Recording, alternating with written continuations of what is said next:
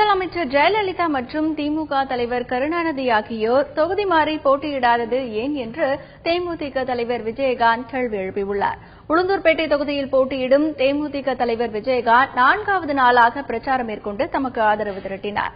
செம்மணங்கூர், பாண்டூர், ஆதனூர் உள்ளிட்ட பல கிராமங்களுக்கு வேன் மூலம் சென்று விஜயகாந்த் வாக்கு சேகரித்தார்.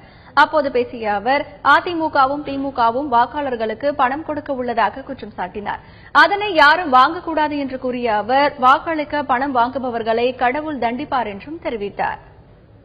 நிச்சயமன்றத்தில் நிக்க வேண்டியதான் நம்ம அங்க எதிர்கட்சி நிச்சயமன்றம் நிக்கிறேன். எங்கனாலும் நிக்கிறேன். உங்கால் மொத்தம் திருவாரூர்ல ஆர்கனர் இப்படி தாண்டி வரத்துல பார்த்தோம். இருக்கிற சின்னத்துக்கு தேர்ந்தெடுத்துக்கிறதா 2 பேரும்.